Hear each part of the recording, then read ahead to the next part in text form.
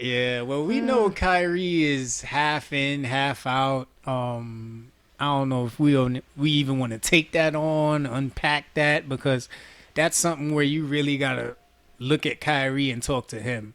But You mean the racist stuff or something else? I mean, it just seems like some days he's all about basketball, some days he doesn't want to talk about basketball, and there's mixed views out there about it.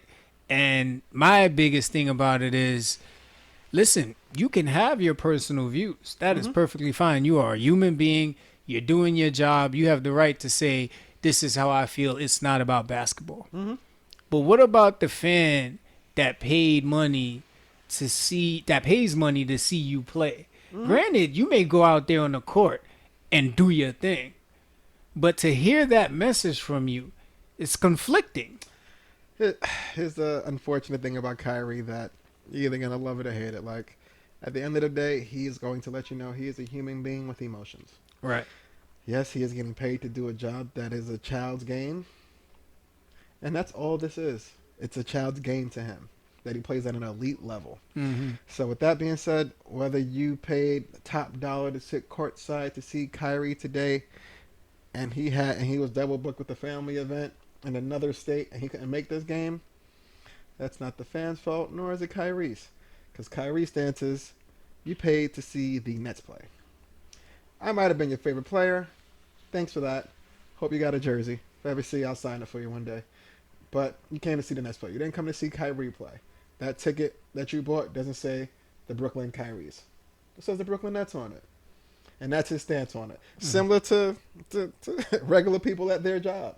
Mm-hmm. If niggas get fired today, guess what? There's going to be interviews tomorrow for your position. Mm-hmm. You can be as mad as you want. Like, hey, man, I was the man of the company for X amount of years. Yes, but they come to the company because we're the company.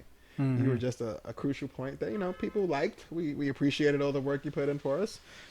But you're no longer with us no more, so we're going to move on. And he likes to let people know, like, he's a human at the end of the day with a ton of emotions and some weird theories. So, you know what I mean? He's going to let you know that, unfortunately, day in and day out.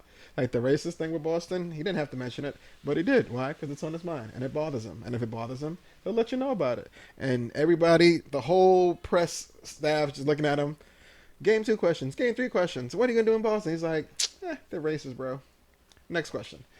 Like, no, everybody's looking around like, did you ask him that? I didn't ask him that. Yeah. Like, you know what I'm saying? Like, Yeah. he's going to let you know how he's feeling and what he's going through when he's doing it. Because at the end of the day, to him personally, which I don't think is a false thing, but he's getting paid a lot of money to play a game he's a lead at. Right. Once he gets off the court, he could care less about it. And it's a little scary that you can disengage like that. But I almost put it very similar to like actors and actresses in Hollywood. Mm-hmm. They see a script, they sign a check, they show up every day, they cut the scenes, movie's done. No longer that person. Denzel was Training Day. We look at him every day at Training Day, but he got older. He moved on. He's not that person. He was an actor doing a job. Kyrie is just a player doing a job. At the end of the day, unfortunately, we are more vested in him because we see him 80 times a year on TV. You know what I'm saying? But he don't care, bro. He don't care. I mean, no, I hear you. And so, in my opinion, the issue here is, and this is the biggest thing with team sports. Yes, you're getting paid to do a job. So are the journalists, so are the reporters, the referees, everybody that's a part of that NBA circle, paid to do a job. If every time he finished the game, they came and asked him, why is your hair growing out like that? Mm-hmm. This is a question that has nothing to do with what he just did on the court. Their job there is to report on what he does, as you stated, at an elite level. And for some reason, he's made it a job to not want to let people do their job. Mm-hmm. Granted, he's a human being that's feeding his family because he's really good at something. But so are the reporters who are asking him the questions. Mm-hmm. And their job is to get how he feels to the fans because the fans can't talk to him. The fans can only hear from Kyrie personally when the reporters talk to him about basketball. Mm-hmm. Now, Kyrie is a very intelligent dude. He can create every kind of forum to talk about that stuff. Mm-hmm. Or tie it into basketball. But when you completely eliminate what you just did to bring up something that nobody asked, like you stated, it's almost like, are you just casting aside the fact that we just want to hear how you feel about basketball? We get that you're a person. Nobody said you're not a person. But for this moment, for these couple of minutes, tell me about how you felt about that game. That's all we're asking you. And then you can go about living your life. That's it. Because for 48 minutes, I gave you my money and I wanted to see you play. And I tune into ESPN because I want to hear about the game. And listen, I think everything you said is spot on. All I'm saying is, what about that kid that really just wants to hear what you thought about when you made this play? Because they're probably a point guard too. And they got to see you do it.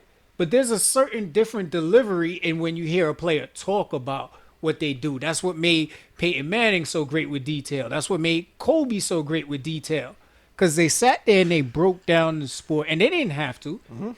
And this is not to compare Kyrie to Peyton Manning or Kobe Bryant. But if we're talking about elite level greatness and really impacting off the court like Kyrie's trying to do with bringing awareness to all these issues, you can still do that and give light to the game. That's all I'm saying. Peyton and Kobe were great at communication.